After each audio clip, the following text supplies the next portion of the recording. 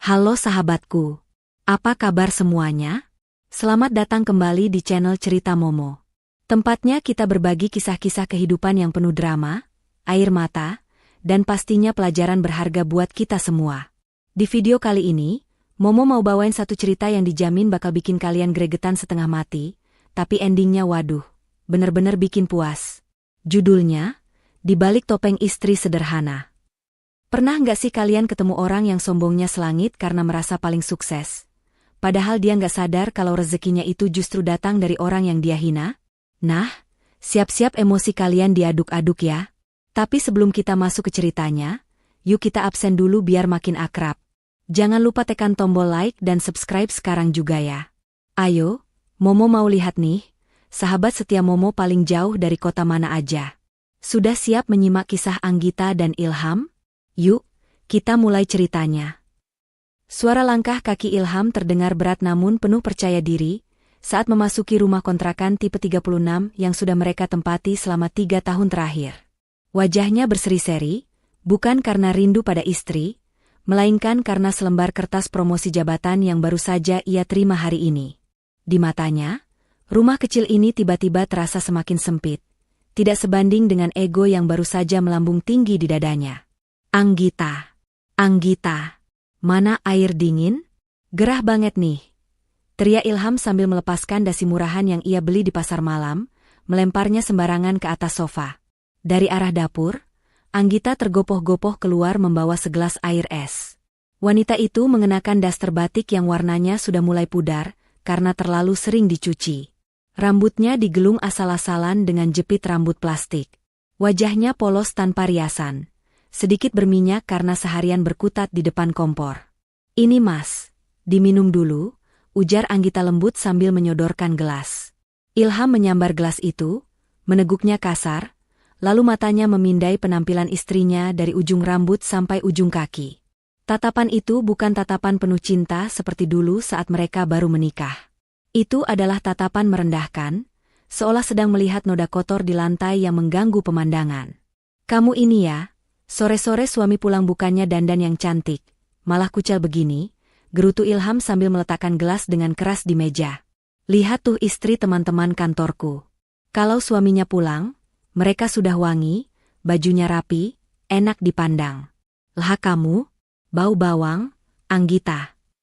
Anggita menunduk, menyembunyikan rasa perih yang tiba-tiba menyayat hatinya. Ia baru saja selesai memasak semur daging kesukaan Ilham, rela berpanas-panasan di dapur sempit itu demi menyenangkan perut suaminya. Maaf mas, tadi aku baru selesai masak buat makan malam kita. Nanti aku mandi dan ganti baju kok, jawab Anggita pelan.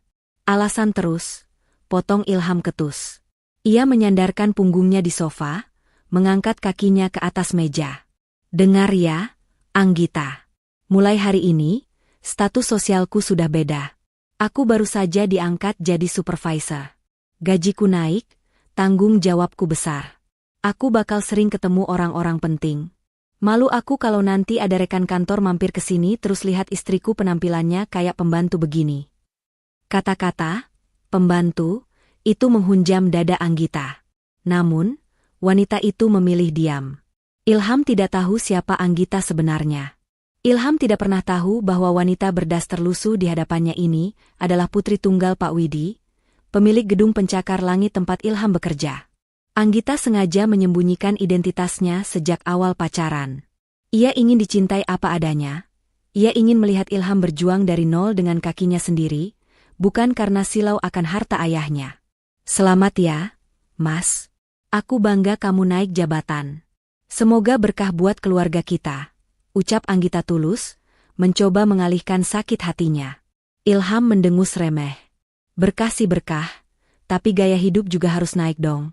Oh ya, karena gajiku naik, aku mau kredit mobil baru. Masak supervisor naik motor butut?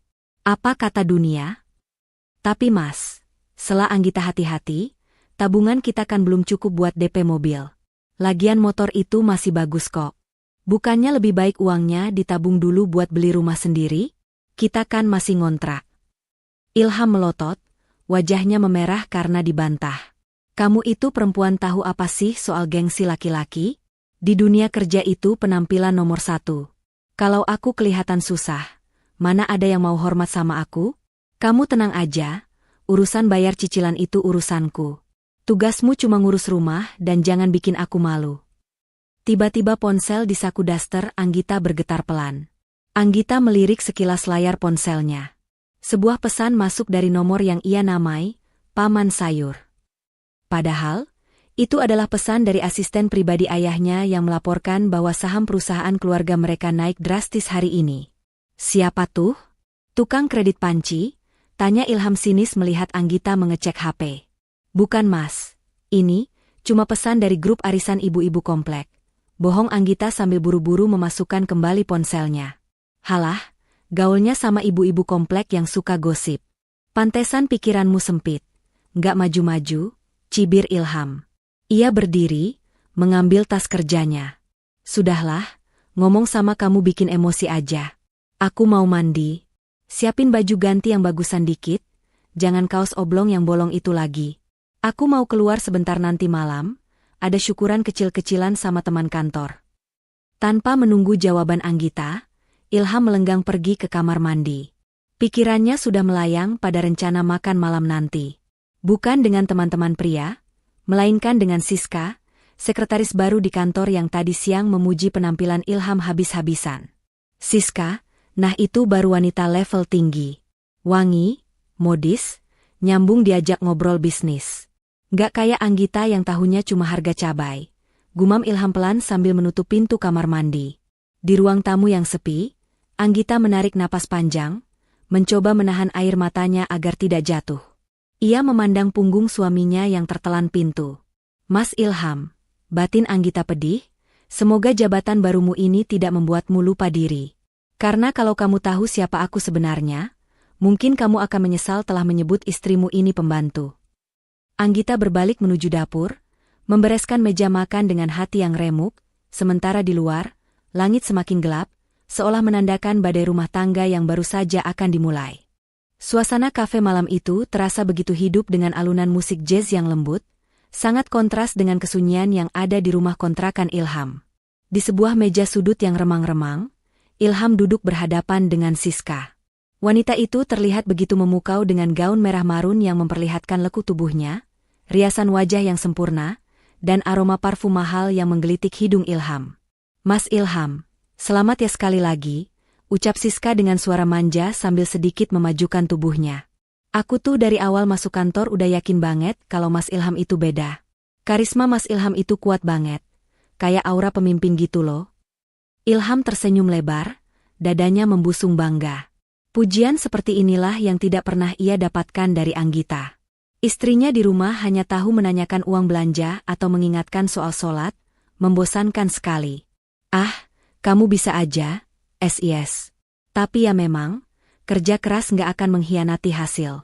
Sayangnya, nggak semua orang paham visi misi saya. Terutama orang rumah, keluh Ilham, mulai memancing topik soal kehidupan pribadinya. Siska yang cerdik langsung menangkap umpan itu. Ia memasang wajah prihatin yang dibuat-buat. Maksud mas, istri mas di rumah? Kenapa? Dia nggak dukung karir mas yang lagi nanjak gini? Bukan nggak dukung, tapi nggak nyambung, jawab Ilham sambil menyesap kopinya.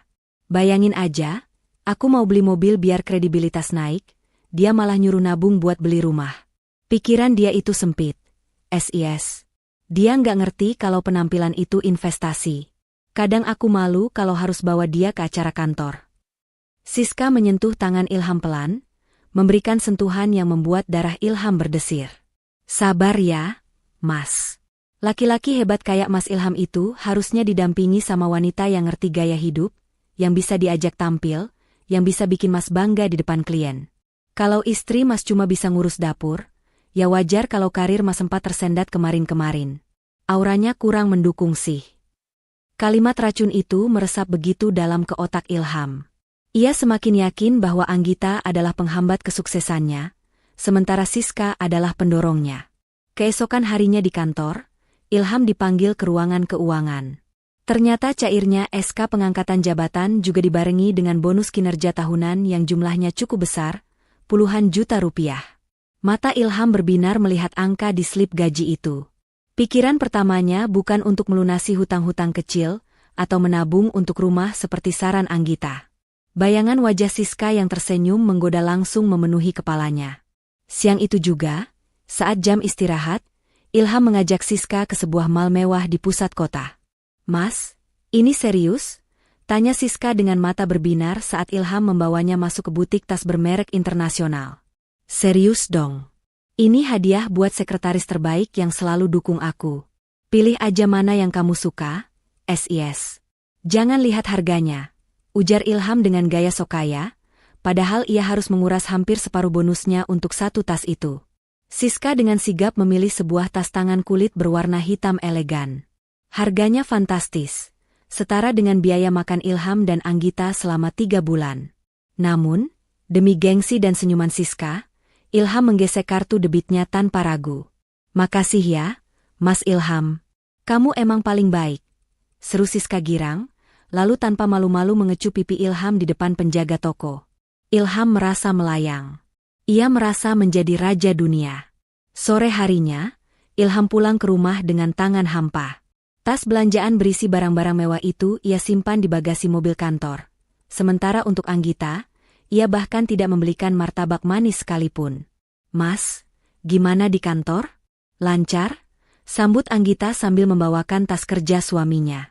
Anggita melihat wajah suaminya tampak cerah, berbeda dengan kemarin.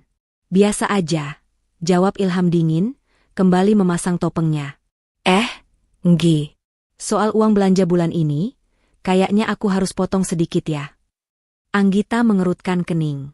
"Loh, kenapa Mas? Kan Mas Ilham baru naik jabatan? Bukannya gajinya naik? Beras sudah mau habis. Mas, token listrik juga sudah bunyi." Ilham mendengus kesal, pura-pura pusing. "Kamu itu nggak ngerti sistem perusahaan. Jabatan naik itu bukan berarti uang langsung cair. Justru sekarang banyak potongan buat administrasi, buat iuran seragam baru, buat dana sosial kantor. Bonus yang dijanjikan bos juga ditunda bulan depan, karena kondisi ekonomi lagi sulit." Anggita terdiam. Hatinya merasa ada yang janggal. Sebagai putri pemilik perusahaan, ia tahu persis kondisi keuangan perusahaan ayahnya sedang sangat sehat. Tidak ada penundaan bonus bagi karyawan. Namun, ia tidak bisa membantah tanpa membongkar identitasnya. "Ya sudah kalau begitu, Mas. Nanti aku coba atur lagi biar cukup," kata Anggita pasrah. "Nah, gitu dong. Jadi istri itu harus pintar ngatur duit. Jangan cuma taunya minta," omel Ilham. "Jangan bikin aku pusing lah. Di luar sana aku kerja banting tulang buat kamu, di rumah jangan nambah beban." Malam itu, saat Ilham tertidur pulas sambil mendengkur, ponselnya yang tergeletak di nakas menyala. Sebuah notifikasi pesan masuk. Anggita yang belum tidur meliriknya. Layar itu menampilkan nama, Siska Admin, dengan isi pesan singkat. "Tasnya cantik banget. Mas, suka deh. Besok makan siang bareng lagi ya. Mimpi indah sayang." Jantung Anggita berhenti berdetak sesaat. "Tas? Sayang?" Anggita menatap wajah suaminya yang tertidur lelap tanpa rasa bersalah. Ternyata, uang yang katanya ditunda dan potongan administrasi itu lari ke wanita lain. Anggita tidak melabrak malam itu. Ia bukan wanita bodoh yang meledak tanpa strategi. Dengan tangan gemetar menahan amarah, ia mengambil ponselnya sendiri, mengirim pesan pada orang kepercayaan ayahnya. "Pak, tolong selidiki karyawan bernama Siska di divisi pemasaran. Saya mau data lengkapnya besok pagi." Di balik kesabaran dan daster lusuhnya, singa betina dalam diri Anggita mulai terbangun. Ilham baru saja bermain api, dan ia tidak sadar bahwa ia sedang membakar jembatan menuju satu-satunya orang yang tulus mencintainya. Euforia sebagai pejabat baru di kantor membuat Ilham benar-benar lupa daratan. Pagi itu, tumpukan berkas penting untuk tender proyek Grand Nusa menumpuk di mejanya. Proyek ini bernilai miliaran rupiah dan sangat krusial bagi perusahaan. Namun, konsentrasi Ilham buyar. Matanya terus melirik ke arah meja Siska di seberang ruangan yang sedang tersenyum genit padanya. "Mas Ilham, makan siang nanti jadikan? Aku udah reservasi tempat yang hits loh," bisik Siska saat melewati meja Ilham untuk mengantar dokumen. Aroma parfum Siska yang menyengat membuat akal sehat Ilham melayang. Pasti dong, cantik. Urusan kerjaan MAH gampang. Nanti aku kebut, jawab Ilham dengan nada menggampangkan. Tanpa membaca detail kontrak vendor yang disodorkan staf bawahannya, Ilham langsung membubuhkan tanda tangannya di atas materai. Ia merasa dirinya sudah sangat hebat sehingga tidak perlu lagi meneliti hal-hal kecil alias remeh-temeh. Baginya, tanda tangannya adalah stempel kekuasaan, bukan tanggung jawab. Ia buru-buru pergi makan siang dengan Siska, meninggalkan bom waktu yang siap meledak di mejanya. Sore harinya, suasana kantor mendadak mencekam. Pak Muklas, sang direktur utama yang biasanya tenang, keluar dari ruangannya dengan wajah merah pada menahan amarah. Suara pintu ruangan dibanting membuat seluruh karyawan terlonjak kaget, termasuk Ilham yang baru saja kembali dengan perut kenyang dan tawa lepas. "Ilham, masuk ke ruangan saya sekarang," teriak Pak Muklas menggelegar. Jantung Ilham seakan copot. Ia bergegas masuk dengan kaki gemetar. Di dalam ruangan, Pak Muklas melemparkan berkas tebal tepat ke arah wajah Ilham. Kertas-kertas berhamburan ke lantai. "Kamu punya otak tidak? Lihat apa yang kamu tanda tangani itu," bentak Pak Muklas sambil menunjuk angka di kertas. "Kamu menyetujui harga vendor 3 kali lipat dari budget perusahaan. Kamu tidak cek dulu? Karena kebodohanmu ini, perusahaan rugi 5 miliar rupiah hari ini juga. Klien membatalkan kontrak karena harga kita tidak masuk akal." Ilham memucat. Keringat dingin mengucur deras di pelipisnya. Ia memungut kertas itu dan matanya terbelalak. Ia memang tidak membacanya tadi. Pak Muklas, maafkan saya. Saya hilaf, Pak. Tadi saya buru-buru." Ilham tergagap, lututnya lemas. "Hilaf? Ini bukan salah beli gorengan, Ilham. Ini 5 miliar. Pak Muklas menggebrak meja. "Saya tidak mau tahu. Kamu saya skorsing tanpa gaji mulai besok, dan bersiaplah untuk surat pemecatan resmi minggu depan. Saya juga akan menuntut ganti rugi atas kelalaian fatal ini. Keluar kamu dari ruangan saya." Ilham keluar dari ruangan Pak Muklas dengan tatapan kosong. Dunianya runtuh seketika. Bayangan mobil baru, tas mewah Siska, dan hormat dari orang lain lenyap. Ia menoleh ke arah Siska, berharap mendapat dukungan atau setidaknya tatapan simpati. Namun, Siska yang melihat Ilham dimaki habis-habisan justru memalingkan wajah dan pura-pura sibuk mengetik di komputernya. Wanita itu tidak mau ikut terseret masalah yang bisa menghancurkan karirnya juga. Ilham pulang ke rumah dengan jiwa yang terguncang. Setibanya di rumah, ia melihat Anggita sedang duduk di lantai ruang tamu, melipat pakaian yang baru diangkat dari jemuran. Pemandangan damai itu justru memicu amarah Ilham yang sudah diubun-ubun. Ia butuh pelampiasan, dan sosok istrinya yang diam itu adalah sasaran empuk. Brak. Ilham menendang keranjang pakaian hingga isinya berhamburan. Anggita terlonjak kaget. Matanya membelalak ketakutan melihat wajah suaminya yang merah padam dan napas memburu. "Mas Ilham? Astagfirullah. Ada apa, Mas?" tanya Anggita gemetar. "Diam kamu," bentak Ilham kasar. "Ini semua gara-gara kamu. Gara-gara aura sial yang kamu bawa di rumah ini. Aku kerja banting tulang di luar, tapi nasibku sial terus karena punya istri yang gak bisa bawa keberuntungan kayak kamu." "Mas, kok bicara begitu? Aku salah apa? Kalau ada masalah di kantor, bicarakan baik-baik." Anggita mencoba mendekat, hendak meraih tangan suaminya. Ilham menepis tangan Anggita kasar hingga istrinya itu hampir terjungkal. "Jangan sentuh aku. Kamu tahu nggak? Aku baru saja diancam pecat. Karirku hancur. Dan itu pasti karena doa kamu yang gak ikhlaskan. Kamu iri kan aku sukses? Puas kamu sekarang?" Anggita terdiam 1000 bahasa. Hatinya nyeri dituduh sekeji itu. Padahal setiap sujud dalam sholatnya, nama Ilham selalu ia sebut agar dilancarkan rezekinya. Namun, melihat kondisi suaminya yang sedang kalap, Anggita sadar ini bukan saatnya membela diri. Ilham terus memaki, menyalahkan segalanya mulai dari masakan Anggita yang dibilang kurang garam, rumah yang dibilang panas, sampai wajah Anggita yang dibilang membosankan. Setelah puas menumpahkan racun dari mulutnya, Ilham membanting pintu kamar dan menguncinya dari dalam, meninggalkan Anggita yang menangis tanpa suara di antara tumpukan baju yang berserakan. Malam semakin larut. Rumah terasa sunyi. Setelah memastikan Ilham tertidur, atau setidaknya tidak akan keluar kamar lagi, Anggita menghapus air matanya. Ia berjalan ke halaman belakang rumah yang gelap. Dengan tangan yang masih sedikit gemetar, ia mengeluarkan ponsel tuanya. Ia mencari sebuah nomor di kontak yang jarang sekali ia hubungi kecuali dalam keadaan darurat. "Halo, selamat malam, Pak Muklas," ucap Anggita pelan namun tegas. Di ujung telepon, suara Pak Muklas terdengar kaget dan langsung berubah sangat hormat. "Selamat malam, Bu Anggita. Maaf saya tidak menyangka Ibu menelepon. Ada perintah apa, Bu? Apa Bapak Widi sehat?" "Bapak sehat. Saya menelepon bukan soal ayah, tapi soal Ilham," kata Anggita to the pound. "Saya tahu dia baru saja membuat kesalahan fatal di kantor hari ini." "Betul sekali, Bu.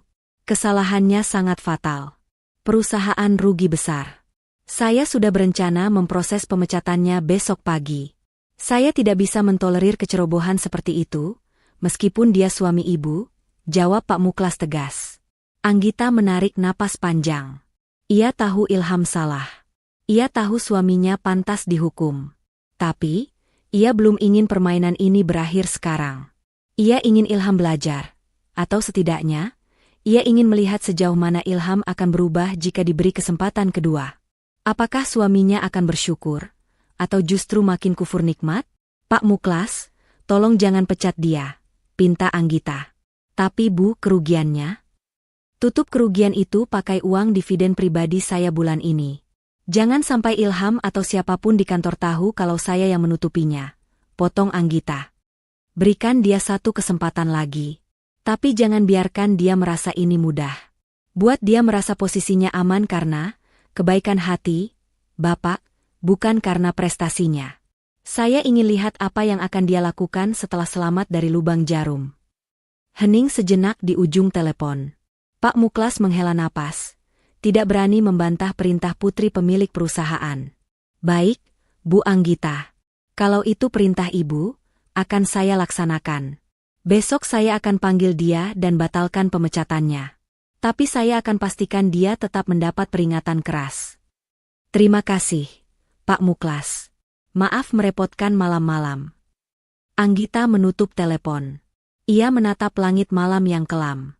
Ia baru saja menyelamatkan karir suaminya, orang yang beberapa jam lalu memaki dan menghinanya. Sebuah senyum getir terukir di bibirnya. "Kesempatan terakhir, Mas Ilham. Gunakan baik-baik. Karena kesabaranku ada batasnya," bisik Anggita pada angin malam. Pagi itu, langkah kaki Ilham terasa seperti sedang menyeret bola besi seberat 1 ton. Wajahnya pucat pasi, matanya cekung karena tidak bisa tidur semalaman membayangkan surat pemecatan yang akan diterimanya. Ia berjalan menunduk melewati meja resepsionis, menghindari kontak mata dengan siapapun. Di kepalanya, skenario terburuk sudah berputar. Diusir satpam, dipermalukan di depan rekan kerja, dan pulang menjadi pengangguran. "Pak Ilham, ditunggu Pak Muklas di ruangannya sekarang." Suara resepsionis terdengar seperti lonceng kematian. Dengan tangan gemetar yang basah oleh keringat dingin, Ilham mengetuk pintu mahoni besar itu. "Masuk," terdengar suara berat dari dalam. Ilham membuka pintu pelan-pelan. Pak Muklas duduk di kursi kebesarannya, menatap Ilham dengan sorot mata yang sulit diartikan. Di atas meja, tidak ada surat pemecatan yang Ilham takutkan. Hanya ada segelas kopi yang masih mengepul. "Duduk," perintah Pak Muklas singkat. Ilham duduk di ujung kursi, siap menerima vonis. "Pak, soal kejadian kemarin saya..." "Diam," potong Pak Muklas tegas. Direktur utama itu menghela napas panjang, seolah sedang menelan pil pahit. Ia teringat percakapannya dengan Anggita semalam. Perintah putri pemilik perusahaan itu mutlak. Meski akal sehat Pak Muklas berteriak untuk menendang Ilham keluar. "Ilham, kamu seharusnya hari ini sudah membereskan meja kerjamu. Kerugian yang kamu buat itu fatal. Klien marah besar," ucap Pak Muklas perlahan, menekan setiap kata. Ilham menunduk semakin dalam. "Saya tahu, Pak. Saya siap menerima konsekuen." "Tapi," potong Pak Muklas lagi, membuat Ilham mendongak kaget.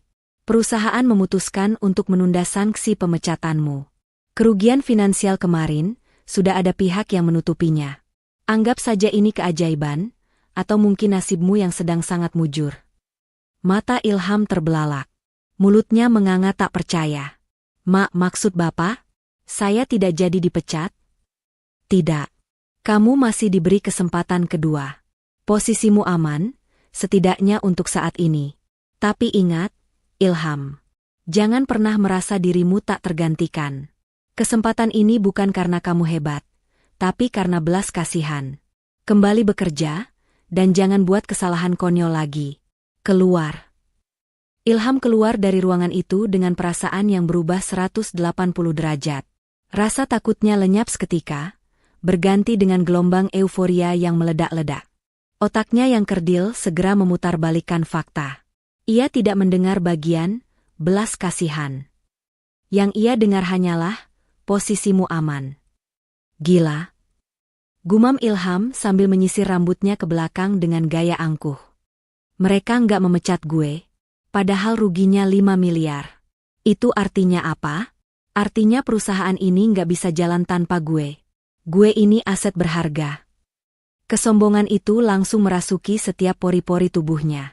Saat ia berjalan kembali ke kubikelnya, Siska yang sejak pagi pura-pura sibuk, melirik dengan hati-hati. Ia melihat Ilham tersenyum lebar, bukan wajah orang yang baru dipecat. Mas Ilham? Gimana? Tanya Siska ragu-ragu. Ilham tertawa kecil, lalu duduk di mejanya sambil menyilangkan kaki. Aman, SIS. Pak Muklas malah minta maaf tadi karena sempat marah-marah. Katanya, wajarlah ada kesalahan dikit. Namanya juga proyek besar. Dia sadar, cari orang sekompeten aku itu susah. Mana ada yang berani pecat Ilham? Siska, yang matre dan mudah tertipu penampilan, langsung percaya bualan itu. Wajahnya kembali cerah. Wah, serius mas? Hebat banget sih kamu. Aku udah deg-degan lo dari tadi. Ternyata Mas Ilham emang kesayangan bos ya? Jelas dong. Makanya, kamu tenang aja. Karirku masih panjang dan dompetku masih tebal buat nyenengin kamu. Bisik Ilham sambil mengedipkan sebelah matanya. Sore harinya, Ilham pulang ke rumah dengan dada membusung. Ia merasa seperti jenderal yang baru pulang dari medan perang dengan kemenangan gemilang.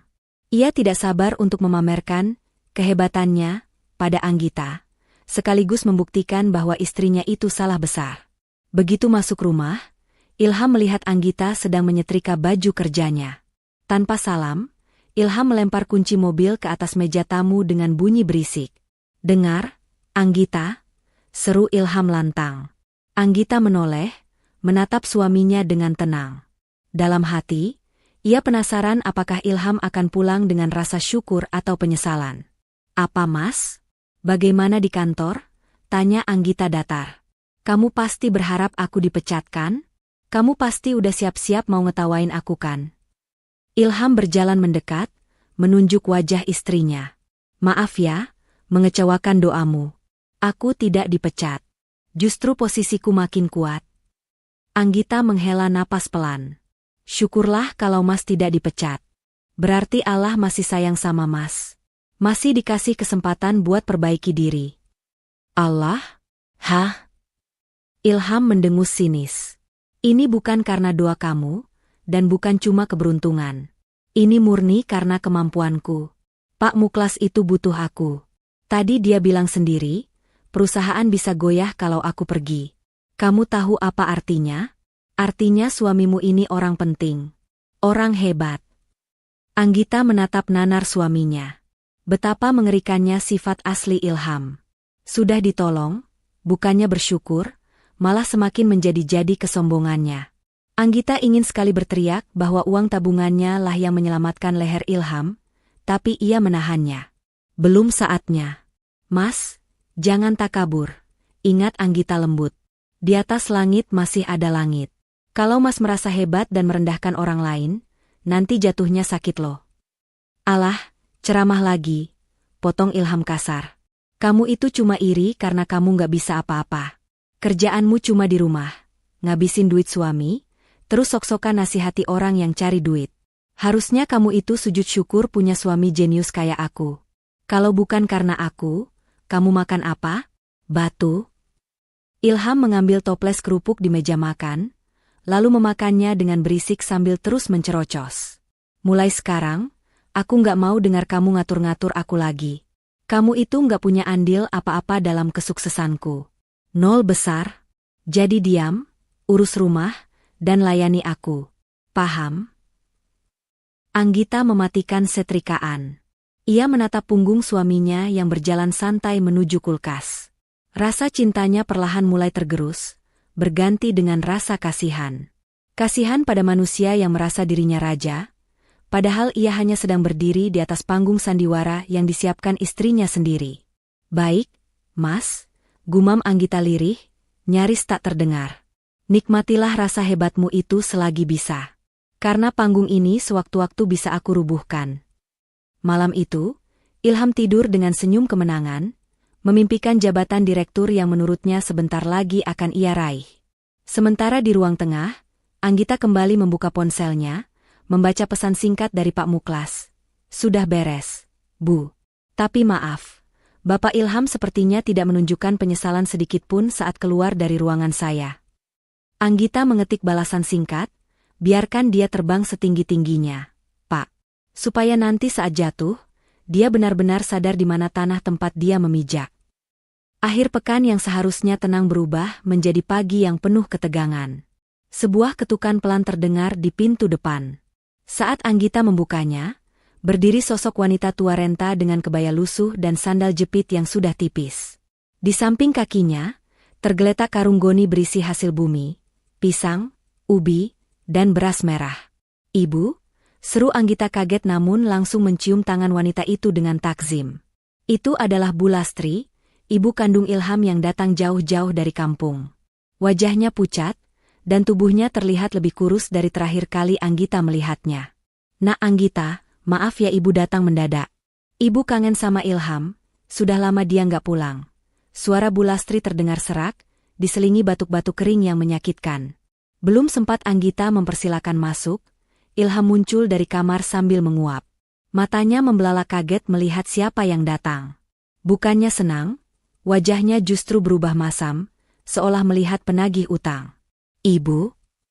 Ngapain ibu kesini nggak bilang-bilang dulu? Semprot Ilham tanpa basa-basi. Ia buru-buru melihat ke arah jalanan komplek. Takut ada tetangga atau rekan kantor yang lewat dan melihat ibunya yang berpenampilan sangat ndeso itu. Masuk, Bu. Jangan berdiri di depan pintu, malu dilihat orang. Bu Lastri tersentak dibentak anak kandungnya sendiri. Dengan langkah tertatih, ia mengangkat karung goninya. Ibu bawa beras hasil panen sendiri, Ham. Buat kamu sama istrimu. Aduh, Bu, di sini itu beras tinggal beli di supermarket. Nggak usah bawa-bawa karung kotor begitu, bikin sempit rumah aja, keluh Ilham sambil menutup hidung, seolah ibunya membawa bau tak sedap. Anggita buru-buru mengambil alih karung itu. Makasih ya, Bu. Anggita suka banget beras merah dari kampung. Ayo Bu, duduk dulu, Anggita buatkan teh hangat. Saat Anggita di dapur, terdengar suara batuk Bu Lastri semakin parah. Tubuhnya gemetar menahan dinginnya AC ruang tamu. Ilham yang duduk di sofa seberang bukannya memijat ibunya, malah sibuk main HP dengan wajah kesal. Ibu sakit? Tanya Ilham dingin, matanya tak lepas dari layar ponsel. Cuma batuk biasa, Ham. Sudah seminggu nggak sembuh-sembuh. Dada ibu sesak, jawab Bu Lastri lirih. Sebenarnya ibu kesini juga mau minta tolong, obat di puskesmas desa sudah nggak mempan. Ibu mau periksa ke dokter kota, tapi uang pensiunan bapakmu sudah habis buat bayar utang bekas betulin atap bocor.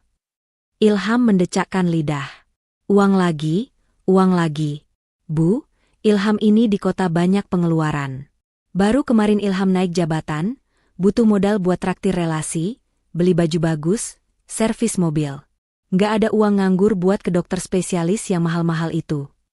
Anggita keluar membawa teh hangat dan mendengar percakapan itu. Hatinya mendidih. Ia tahu persis di dompet Ilham ada uang tunai 2 juta rupiah yang baru diambil dari ATM kemarin, belum lagi saldo di rekeningnya. Mas, potong Anggita tegas sambil menaruh nampan. Ibu batuknya parah begitu. Harus dibawa ke dokter sekarang. Kalau Mas nggak ada uang, pakai uang belanja bulan ini aja dulu. Kamu jangan ngajarin aku ya, bentak Ilham. Kalau uang belanja dipakai, nanti kita makan apa? Batu? Lagian batuk orang tua itu biasa, paling masuk angin. Minum jahe juga sembuh. Ibu itu manja, dikit-dikit dokter. Bu Lastri menunduk, air mata menetes di pipinya yang keriput. Ya sudah kalau kamu nggak ada uang. Ibu minta kerokan saja sama istrimu. Ilham berdiri, merasa risih dengan drama itu. Anggita, bawa ibu ke kamar belakang. Jangan di kamar tamu, nanti sprei baruku bau minyak angin. Dan ingat, kalau ada tamu datang, bilang ibu jangan keluar kamar. Aku nggak mau rekan kerjaku lihat ada nenek-nenek kampung di sini. Bisa jatuh image aku sebagai eksekutif muda. Astagfirullah, Mas Ilham. Itu ibumu yang melahirkanmu. Seru Anggita, tak habis pikir dengan kekejaman suaminya. Diam kamu. Turuti saja perintah suami. Ilham menyambar kunci mobilnya. Aku mau keluar sebentar, ada meeting mendadak di luar. Urus ibu, jangan sampai bikin repot aku. Ilham pergi begitu saja meninggalkan ibunya yang sedang sakit. Padahal, tidak ada meeting apapun. Di layar ponselnya jelas terpampang chat dari Siska. Mas, ada promo buy 1 get 1 di restoran seafood pantai. Kesana yuk, aku lagi pengen lobster. Sepeninggal Ilham, Anggita memeluk Bu Lastri yang menangis sesenggukan. Maafkan Ilham ya, Nak Anggita. Mungkin dia pusing banyak kerjaan. Ucap Bu Lastri masih mencoba membela anaknya. Ibu jangan nangis. Ilham memang keterlaluan, bisik Anggita sambil menghapus air mata mertuanya. Sekarang ibu siap-siap ya. Kita ke rumah sakit terbaik di kota ini. Anggita yang antar, Anggita yang bayar. Ibu nggak usah mikirin biaya. Loh, uang dari mana nak? Katanya uang belanja pas-pasan, tanya Bu Lastri khawatir. Anggita tersenyum menenangkan. Anggita ada tabungan sedikit dari hasil jahit. Bu, cukup kok buat pengobatan ibu sampai sembuh. Bagi Anggita, kesehatan ibu jauh lebih penting daripada gengsi Mas Ilham. Siang itu, Anggita membawa Bu Lastri ke rumah sakit swasta mahal menggunakan taksi online. Di sana, dokter mengatakan bahwa Bu Lastri menderita infeksi paru-paru yang cukup serius dan harus segera ditangani. Jika terlambat sedikit saja, akibatnya bisa fatal. Sambil menunggu obat, Anggita mengepalkan tangannya. Di satu sisi kota, suaminya sedang bersenang-senang memakan lobster mahal bersama wanita lain, menggunakan uang yang seharusnya bisa menyelamatkan nyawa ibunya. Di sisi lain, Anggita yang dianggap menantu tidak berguna, justru yang berjuang demi nyawa mertuanya. Tunggu pembalasanku, Mas, batin Anggita. Kamu sudah menyakiti hati dua wanita yang paling tulus mencintaimu hari ini. Ibumu dan istrimu. Karma sedang berjalan ke arahmu, Ilham. Dan langkahnya semakin cepat.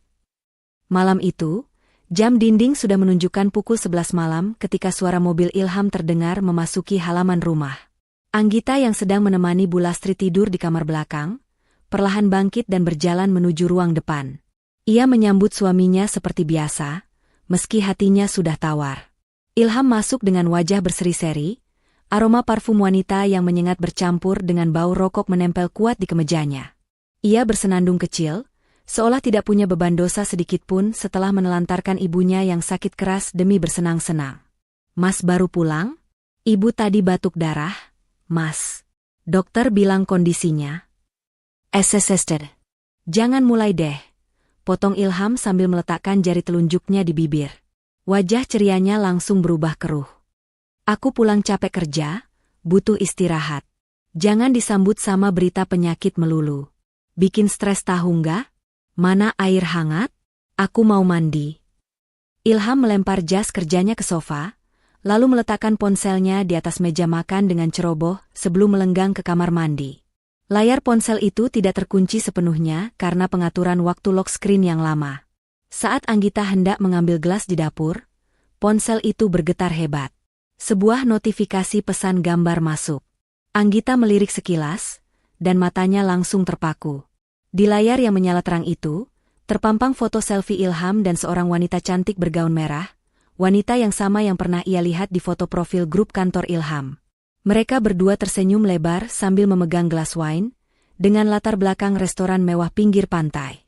Di bawah foto itu, tertulis caption yang membuat darah Anggita mendidih sampai ke ubun-ubun. "Makasih buat lobsternya, sayang. Next time kita liburan berdua ya, tanpa gangguan orang rumah. Love you, calon suamiku." Tangan Anggita gemetar hebat saat meraih ponsel itu. Ia menggeser layar. Tidak ada kata sandi. Ilham terlalu sombong dan yakin bahwa istrinya yang bodoh ini tidak akan berani menyentuh barang pribadinya. Anggita membuka galeri foto. Hatinya hancur berkeping-keping. Bukan karena cemburu, tapi karena rasa jijik yang luar biasa. Di sana tersimpan ratusan foto kemesraan Ilham dan Siska. Ada bukti transfer pembelian tas mahal seharga 15 juta rupiah. Tanggalnya sama persis dengan saat Ilham bilang tidak punya uang untuk beli beras. Ada juga foto booking hotel untuk akhir pekan depan. "Jadi ini kerja kerasmu, Mas?" bisik Anggita dengan suara tercekat. "Ibumu sekarat butuh obat, kamu malah pesta lobster. Istrimu irit belanja sampai makan telur dadar dibagi dua, kamu malah belikan pelakor tas belasan juta." Suara pintu kamar mandi terbuka. Ilham keluar hanya dengan handuk melilit di pinggang sambil mengeringkan rambut. Saat melihat Anggita memegang ponselnya, wajahnya memerah padam. Ia berlari dan menyambar ponsel itu dengan kasar. "Lancang kamu ya? Siapa suruh buka-buka HP suami? Nggak punya sopan santun," bentak Ilham. Anggita tidak mundur. Ia menatap mata suaminya dengan tatapan nyalang yang belum pernah dilihat Ilham sebelumnya. Tidak ada lagi Anggita yang penurut. "Siapa Siska, Mas?" tanya Anggita dingin. Ilham terdiam sejenak, lalu tertawa meremehkan. Ia tidak merasa perlu lagi berbohong. Baginya, Anggita sudah tidak ada harganya. "Kalau kamu sudah lihat, ya baguslah. Jadi aku nggak perlu capek-capek nyari alasan lagi," jawab Ilham santai sambil duduk di kursi makan, menyalakan rokok. "Siska itu rekan kerjaku. Dia cantik, pintar, modis, dan yang paling penting, dia ngerti duniaku. Nggak kayak kamu yang bisanya cuma ngurus panci gosong. Kamu selingkuh saat ibumu sedang sakit parah. Mas, di mana hati nuranimu?" Suara Anggita meninggi. Ilham menggebrak meja. "Jaga mulutmu. Aku berhak bahagia. Selama ini aku hidup sumpek sama kamu di kontrakan butut ini. Siska nawarin masa depan yang cerah. Kita satu frekuensi. Dia itu aset buat karir aku, Anggita. Kalau aku jalan sama dia, klien hormat sama aku. Kalau jalan sama kamu, dikira aku bawa pembantu. Aset?" Anggita tertawa getir, air mata menetes di pipinya. "Kamu sebut wanita yang merusak rumah tangga orang itu aset? Sadar Mas, dia nempel sama kamu karena dia pikir kamu kaya. Dia nggak tahu kalau semua uang yang kamu hamburkan itu uang jatah dapur istrimu dan uang obat ibumu." "Halah, munafik. Bilang aja kamu iri kan?" Ilham berdiri, menunjuk wajah Anggita tepat di depan hidungnya. "Dengar baik-baik. Siska jauh lebih pantas jadi nyonya Ilham daripada kamu. Kamu itu beban hidupku. Harusnya kamu ngaca. Laki-laki sukses mana yang betah punya istri kucel, nggak gaul, dan miskin kayak kamu? Harusnya kamu bersyukur aku belum ceraikan kamu detik ini juga." Anggita mengepalkan tangannya kuat-kuat hingga kukunya memutih. Hinaan itu sudah melampaui batas toleransi manusiawi. Ilham bukan hanya menginjak harga dirinya, tapi juga menghina kesetiaan yang selama ini ia jaga. "Baik, Mas," ucap Anggita pelan namun tajam, menghapus air matanya dengan kasar. "Kalau menurutmu aku beban dan Siska adalah aset, silakan kejar dia. Tapi ingat satu hal, Mas Ilham. Apa yang kamu tanam, itu yang akan kamu tuai. Jangan sampai nanti kamu menangis darah minta kembali ke beban, ini saat, aset, pujaanmu itu ternyata palsu." "Nggak akan," tantang Ilham sombong. "Aku nggak akan pernah butuh kamu lagi. Besok aku akan urus semuanya. Aku muak lihat muka melas kamu tiap hari." Ilham masuk ke kamar, membanting pintu, dan menguncinya. Meninggalkan Anggita berdiri patung di ruang tengah. Anggita menarik napas panjang, menenangkan gemuruh di dadanya. Rasa sedihnya sudah hilang, berganti dengan tekad yang bulat. Malam itu, Anggita tidak tidur. Ia menelepon pengacara ayahnya. Halo, Pak. Siapkan berkas pengambil alihan aset. Dan tolong, pastikan sertifikat rumah ini sudah aman atas nama saya. Sandiwara ini akan segera berakhir. Saya mau membuang sampah dari hidup saya. Matahari pagi menembus celah jendela, namun kehangatannya sama sekali tidak dirasakan di dalam rumah kontrakan itu. Udaranya terasa beku. Anggita duduk tenang di meja makan, secangkir teh hangat di hadapannya sudah mulai dingin.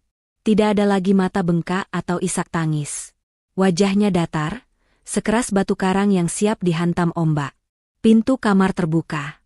Ilham keluar dengan setelan jas terbaiknya. Rambutnya disisir klimis, aroma parfum mahalnya, yang dibeli dengan uang belanja Anggita, menguap memenuhi ruangan. Ia bersiul kecil sambil mematut diri di cermin ruang tengah, sama sekali tidak mempedulikan keberadaan istrinya atau ibunya yang masih terbaring lemah di kamar belakang. Masih di situ? Tanya Ilham sinis saat melihat Anggita. Ia memasang jam tangan barunya dengan gaya sombong.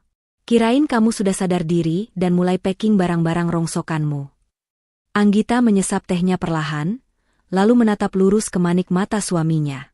Tatapan itu begitu tajam hingga membuat siulan Ilham terhenti sejenak.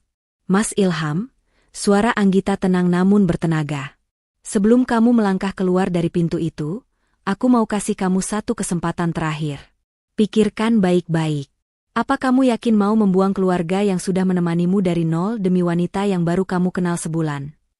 Ilham tertawa terbahak-bahak, suara tawanya menggema menyakitkan telinga. Kesempatan? Hei, Anggita. Kamu itu lagi ngelindur? Harusnya aku yang kasih kamu kesempatan buat sujud makasih, karena selama ini aku sudah kasih tumpangan hidup. Sadar dong, posisi kita itu sekarang beda kasta. Aku supervisor, calon manajer, punya masa depan cerah. Kamu cuma masa lalu yang suram. Jabatan itu amanah, Mas. Bisa diambil kapan saja kalau pemiliknya tidak amanah, sahut Anggita dingin. Jangan sampai kamu menyesal. Karena kalau kamu keluar dari pintu ini dengan niat menceraikanku, pintu maafku tertutup selamanya. Dan ingat, Mas, apa yang kamu nikmati sekarang, bisa hilang dalam sekejap mata kalau kamu tidak bersyukur. Wajah Ilham memerah. Ia merasa digurui oleh orang yang ia anggap rendahan. Ia berjalan mendekat, mencondongkan tubuhnya ke arah Anggita dengan tatapan mengintimidasi. Dengar ya, Bu Ustadzah, desis Ilham penuh racun. Aku nggak butuh ceramahmu. Yang aku butuhkan adalah surat cerai. Aku sudah muak hidup pura-pura bahagia sama kamu. Aku mau hidup bebas, mewah, dan berkelas sama Siska. Jadi, siapkan dirimu. Hari ini aku akan urus pengacara. Minggu depan, aku pastikan statusmu berubah jadi janda miskin. Tanpa menunggu jawaban, Ilham menyambar tas kerjanya dan melenggang pergi. Suara pintu depan yang dibanting keras menjadi penanda runtuhnya rumah tangga yang sudah dibangun selama 5 tahun itu. Di kantor, Ilham merasa seperti burung yang lepas dari sangkar. Ia langsung menemui Siska di pantry. Tanpa malu-malu, ia memeluk pinggang wanita itu dari belakang. Pagi, calon nyonya Ilham, bisik Ilham di telinga Siska. Siska terkikik genit, pura-pura kaget. Ih, Mas Ilham nakal. Gimana di rumah? Beban, itu nggak ngamuk. Biarin aja dia ngamuk sampai berbusa. Aku udah tegaskan, aku bakal ceraikan dia secepatnya. Jawab Ilham bangga. Aku mau fokus sama kita, SIS. Nanti siang kita lihat-lihat katalog rumah di kawasan elit ya. Aku berencana ambil KPR di sana.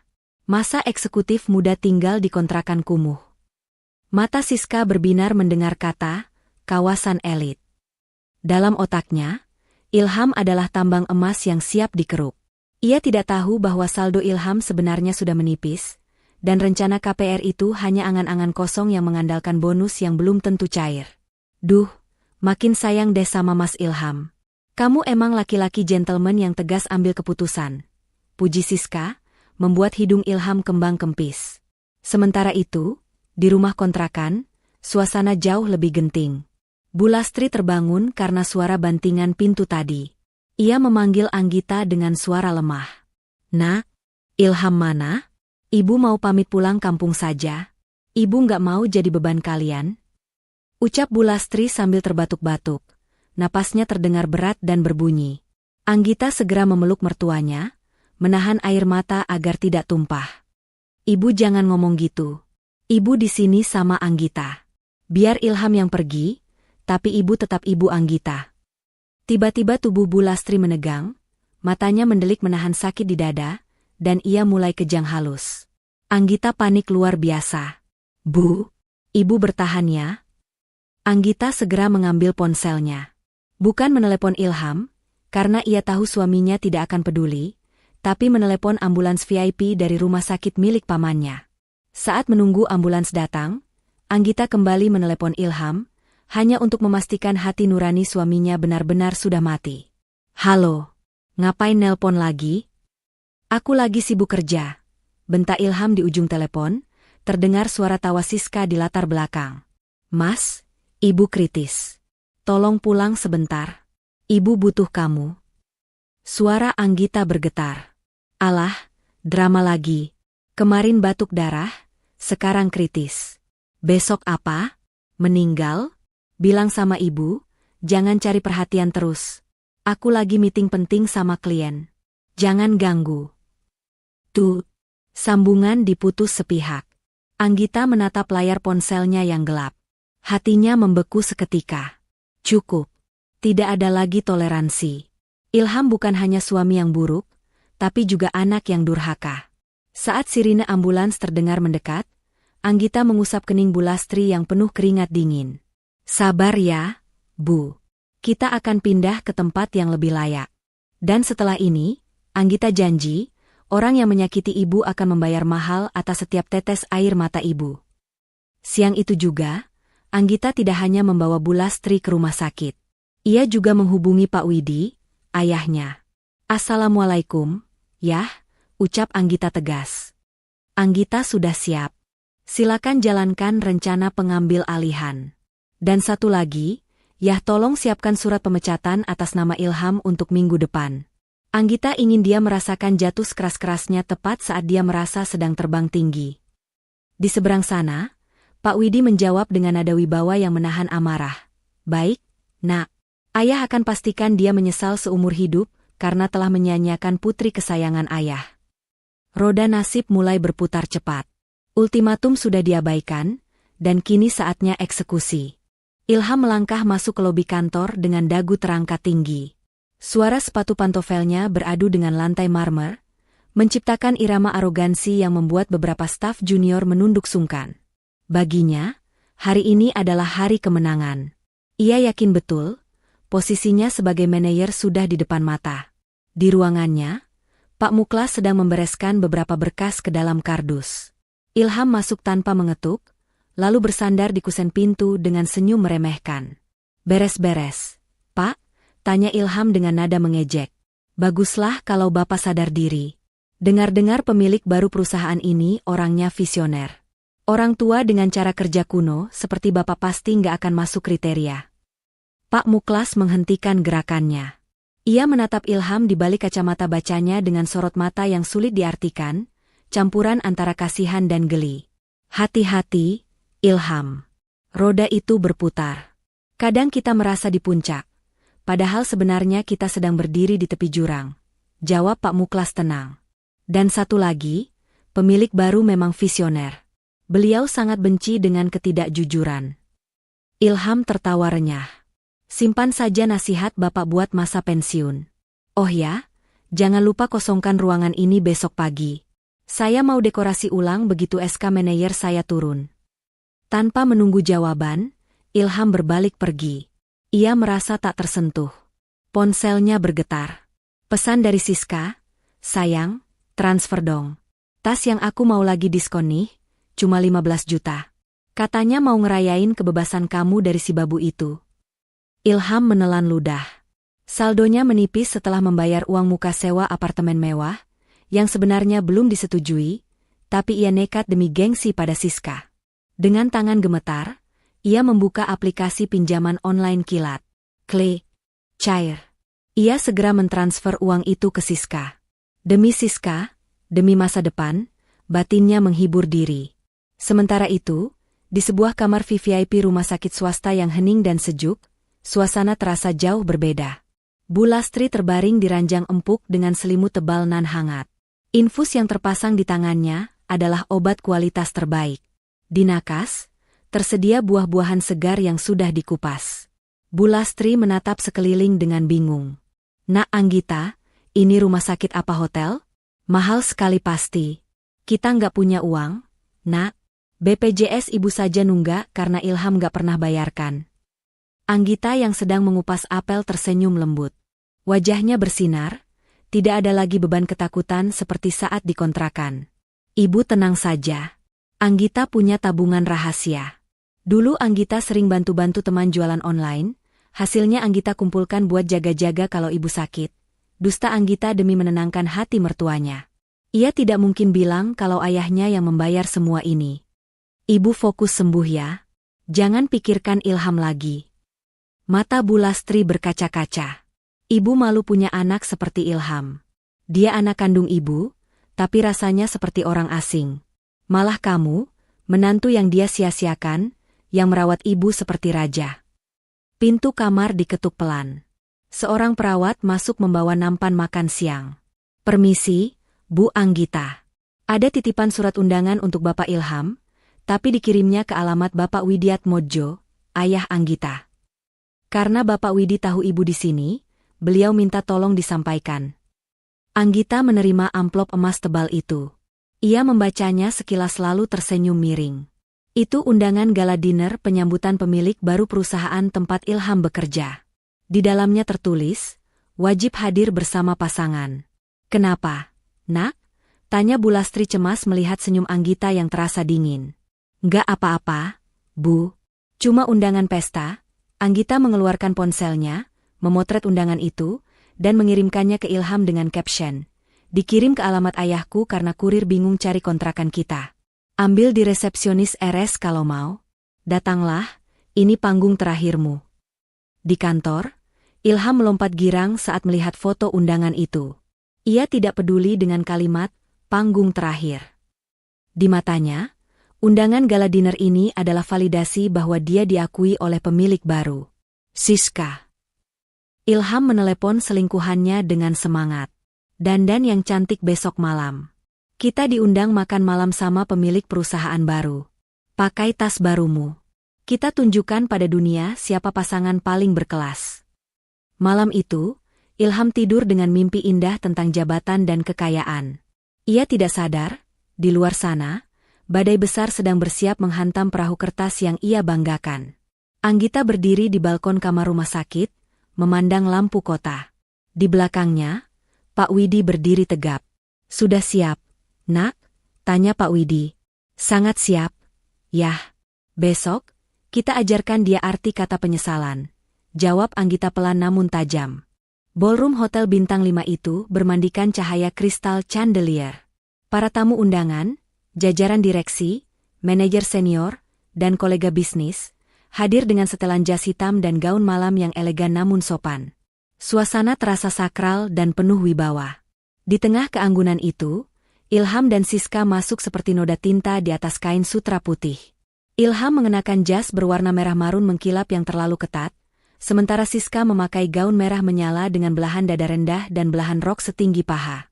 Riasan wajahnya tebal, tawanya terdengar nyaring dan dibuat-buat. "Gila, Mas. Ini mewah banget," seru Siska norak sambil menunjuk-nunjuk dekorasi, membuat beberapa tamu menoleh dengan tatapan risih. Ilham membusungkan dada, menggandeng Siska dengan bangga. "Biasakan dirimu, sayang. Nanti kalau aku jadi direktur, tempat seperti ini bakal jadi kantin kita." Pak Muklas yang berdiri di sudut ruangan, menggelengkan kepala melihat tingkah laku Ilham. Ia melihat jam tangannya. 5 menit lagi, gumamnya. Lampu ruangan tiba-tiba meredup. Sorot lampu sorot mengarah ke panggung utama. Musik orkestra berhenti, digantikan oleh suara MC yang menggema. "Hadirin sekalian, mohon perhatiannya. Mari kita sambut pemilik baru Wijaya Group, Bapak Widiatmodjo." Pintu utama terbuka lebar. Masuklah Pak Widi dengan langkah tegap. Aura kekuasaannya begitu kuat, hingga membuat ruangan hening seketika. Namun, kejutan sebenarnya bukan pada Pak Widi. Di lengan kirinya, menggandeng seorang wanita muda yang kecantikannya membius seluruh ruangan. Wanita itu mengenakan gaun malam berwarna navy blue berbahan bludru yang elegan. Rambutnya disanggul modern, dihiasi jepit berlian sederhana namun berkilau tajam. Wajahnya dingin, sorot matanya tajam menyapu ruangan. Ilham yang sedang memegang gelas koktail tersedak hebat. Matanya melotot sampai hampir keluar. Itu. Anggita, desisnya tak percaya. Gelas di tangannya gemetar. Siska menyipitkan mata. Hah? Si babu itu?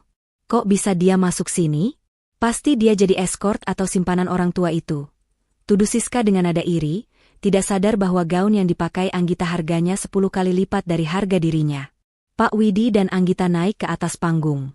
Pak Widi mengambil mikrofon. Selamat malam. Terima kasih sudah hadir.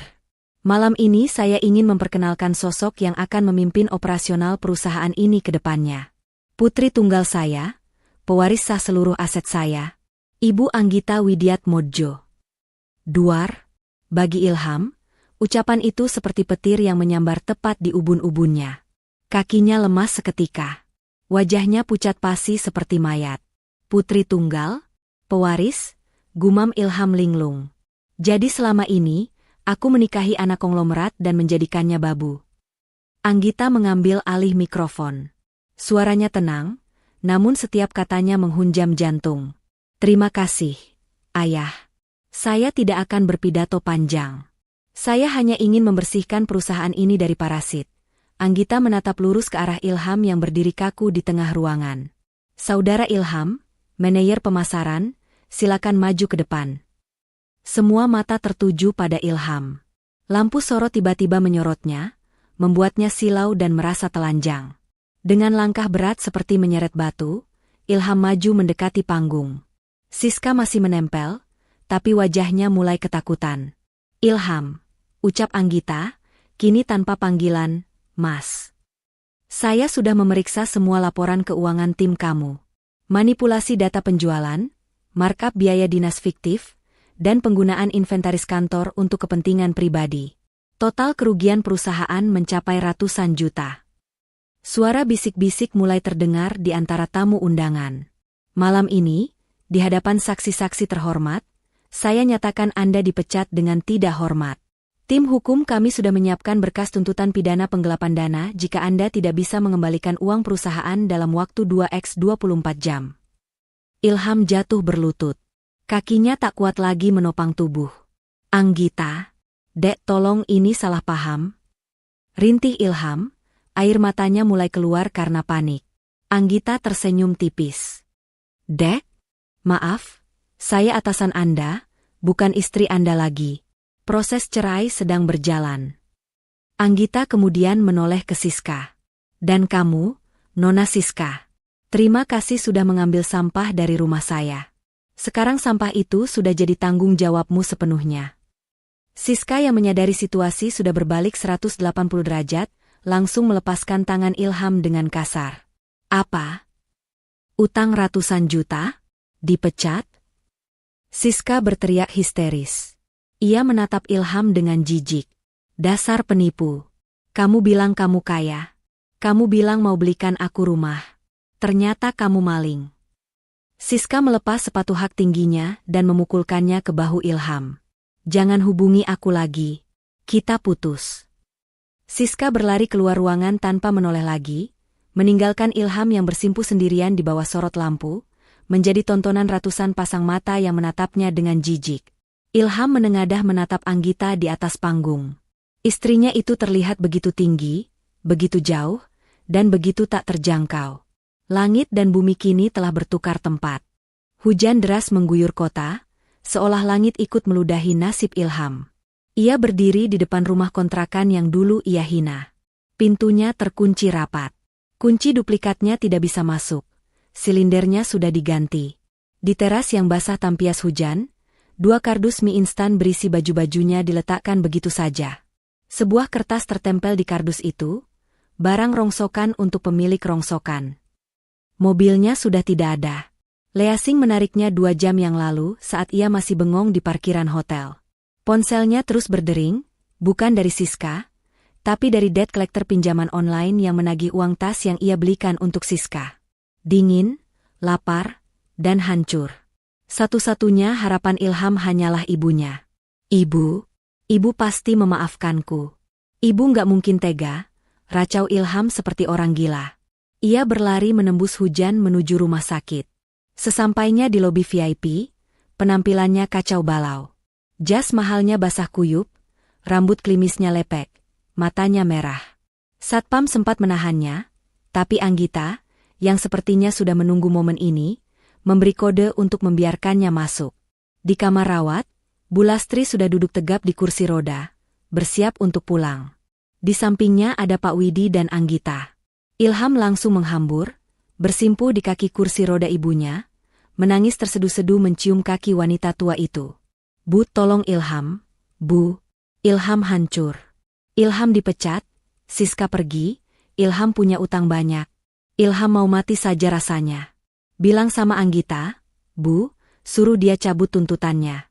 Ilham janji bakal jadi suami baik, Ilham bakal tobat. Ruangan itu hening. Hanya isak tangis Ilham yang terdengar menyedihkan. Perlahan, Bu Lastri menarik kakinya dari pelukan Ilham. Gerakan itu begitu tegas hingga membuat tangis Ilham terhenti. Ia mendongak, menatap wajah ibunya. Tidak ada air mata di sana. Hanya tatapan dingin dan asing. Ibu, panggil Ilham lirih. Siapa kamu? Tanya Bu Lastri datar. Ilham ternganga. Ini Ilham, Bu, anak ibu. Anak saya sudah mati, jawab Bu Lastri, suaranya bergetar menahan amarah yang sudah lama ia pendam. Anak saya mati saat dia membiarkan ibunya batuk darah sendirian demi perempuan lain. Anak saya mati saat dia menghina istri yang sudah merawat ibunya. Yang ada di depan saya sekarang cuma orang asing yang durhaka. Bu Lastri menoleh ke arah Anggita, lalu menggenggam tangan menantunya itu erat-erat. Hari ini, ibu sudah menandatangani surat legal di depan notaris. Ibu memutus hubungan perdata denganmu. Dan ibu sudah mengangkat Anggita sebagai anak sah ibu secara hukum dan agama. Hak waris, doa, dan kasih sayang ibu, semua untuk Anggita. Kamu, bukan siapa-siapa lagi bagi ibu. Dunia Ilham runtuh untuk kedua kalinya. Ia mundur terhuyung-huyung. Ibu tega. Anggita maju selangkah. Wajahnya datar tanpa ekspresi. Ia menyodorkan sebuah map berwarna biru. Pilihannya cuma 2, Ilham. 1, kamu keluar dari sini, hadapi debt collector dan polisi besok pagi. Atau 2, tanda tangani kontrak ini. Ilham membuka map itu dengan tangan gemetar. Surat perjanjian kerja posisi, petugas kebersihan, office B, khusus sanitasi. Lokasi, lantai eksekutif, ruang direksi. Gaji, UMR, dipotong 80% untuk cicilan utang penggelapan dana perusahaan. Durasi, sampai utang lunas, estimasi, 15 tahun. Kamu akan bekerja membersihkan toilet di lantaiku. Setiap hari, kamu akan melihatku, ayahku, dan kesuksesan yang kamu buang. Kamu akan hidup, tapi harga dirimu akan mati setiap detiknya, bisik Anggita dingin. Ilham menatap map itu, lalu menatap pintu keluar yang gelap. Ia tidak punya keberanian menghadapi penjara. Dengan sisa tenaga terakhir, ia menandatangani kontrak itu. Ia memilih penjara emas daripada jeruji besi. 6 bulan kemudian, koridor lantai eksekutif Wijaya Group berkilau bersih. Seorang pria berseragam oranye lusuh sedang mengepel lantai dengan punggung membungkuk. Wajahnya lebih tua 10 tahun dari usianya, matanya kosong tanpa jiwa. Itu Ilham. Ting. Pintu lift terbuka. Keluar sekelompok eksekutif muda yang tertawa renyah. Di tengah-tengah mereka, Anggita berjalan penuh wibawa, mengenakan blazer putih yang anggun. Di sebelahnya, seorang pria tampan dan sopan, mitra bisnis baru, sedang mendiskusikan proyek besar. Ilham minggir, menunduk dalam-dalam sambil memeluk gagang pelnya, berusaha menyatu dengan tembok agar tidak terlihat. Anggita berhenti sejenak tepat di depan Ilham. Jantung Ilham berdegup kencang, berharap ada sapaan, atau setidaknya tatapan kasihan. Namun, Anggita hanya melangkah melewatinya begitu saja, seolah Ilham hanyalah sebuah pot bunga layu yang tidak penting. Bu Lastri, yang kebetulan datang berkunjung membawa makan siang untuk Anggita, berjalan di belakang. Bu Lastri sempat menatap Ilham sekilas, lalu membuang muka dan terus berjalan menggandeng lengan Anggita sambil tertawa bahagia. Ilham menatap punggung mereka yang menjauh. Air mata menetes jatuh ke lantai yang baru saja ia pel. Ia sadar, hukuman terberat bukanlah kemiskinan, melainkan menjadi orang asing bagi orang-orang yang dulu paling mencintainya. Di pantulan lantai marmer itu, Ilham melihat bayangannya sendiri, sendirian, terhina, dan terlupakan. Pesan moral, jangan pernah membuang berlian yang menemanimu dari nol, hanya demi batu kerikil yang berkilau sesaat. Karena saat ketulusan hati sudah berubah menjadi kekecewaan, penyesalan seumur hidup pun tidak akan cukup untuk menebusnya.